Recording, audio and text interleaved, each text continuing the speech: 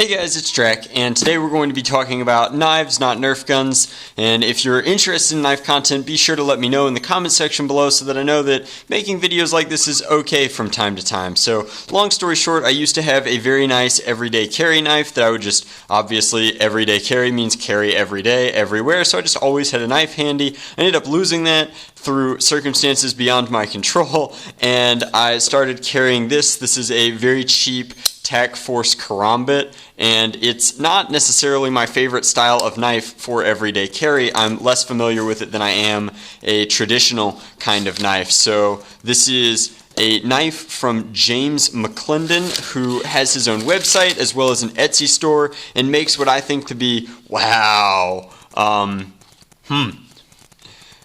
I think to be very, very fine blades, and I've seen them on his website and store.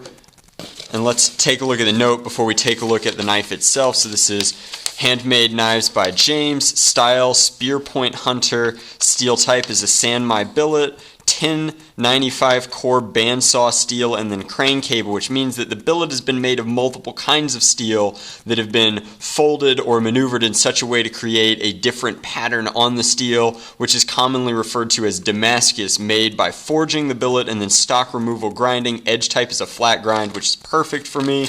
Hardening is a full quench at 430 degrees Fahrenheit. Full tang, which you can definitely tell looking through this handle, and then the material for the handle is stabilized zebra wood with bronze pins, which look to be completely flush. Wow, that's just so smooth.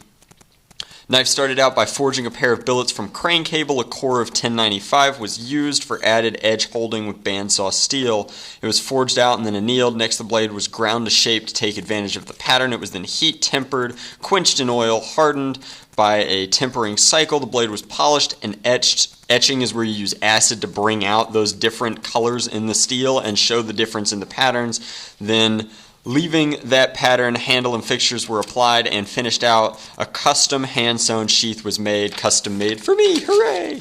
And so this will be my new everyday carry knife. I love that it comes with a belt sheath and it looks like just a really heavy-duty piece of leather. This is very high-gauge leather, which is exactly what I like, and it's tasteful enough to go with anything but durable enough to be rough and tumble, which is exactly what I wanted. So looks like some sort of nylon cord with a bone bead, I suppose. This would be a bead at the end to kind of hold that in place so it's easy to get out, and then just a lot of weight to this knife. And what a beautiful pattern. How do you I don't know what I could say about this other than A, what I've already said, and then B, just like what it says for itself. It's got plenty of shimmer and shine. The edge feels very,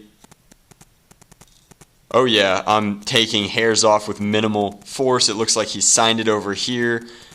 And just a beautiful, beautiful knife. It almost looks like feathers coming out this pattern from the crane cable. And then you can see that difference in pattern going all the way into this full tang. Very comfortable, fits my hand almost perfectly, which is impressive given that we didn't speak about that when we were working out this knife. But I really just love handmade things, and there's really no substitute for something that's been made specifically for you by somebody else who is an experienced craftsman. I make toys, so I'm not perfectly familiar with the process of knife making, but I have done jewelry and silversmithing, and so I can appreciate just how much work goes into something like this. It's got a great belly in that blade, and it looks...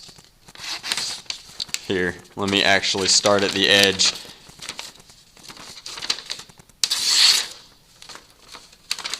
This isn't the best since the paper is already folded, but here, coming in, just... I mean, I feel like the sharpness is more than enough for what I need it to do on my channel and in my work, which is shave ABS plastic, which is relatively soft, and then deal with cardboard boxes for unboxings and whatnot.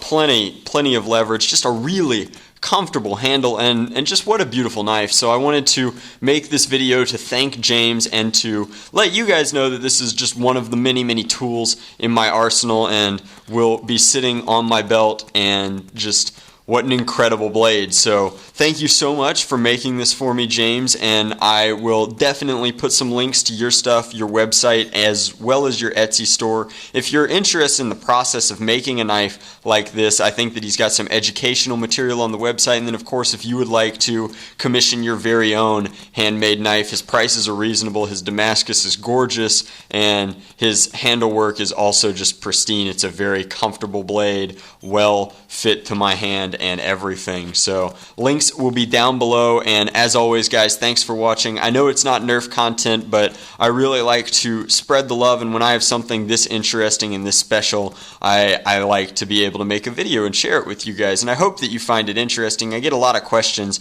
about the knives that I use on my channel, and blades in general are kind of a hobby of mine, and I'm very passionate about that hobby. While I'm not super duper knowledgeable at it and don't make my very own, I have just a ton of respect for the craft. So that should cover it. I'll see you tomorrow with a fresh Nerf video.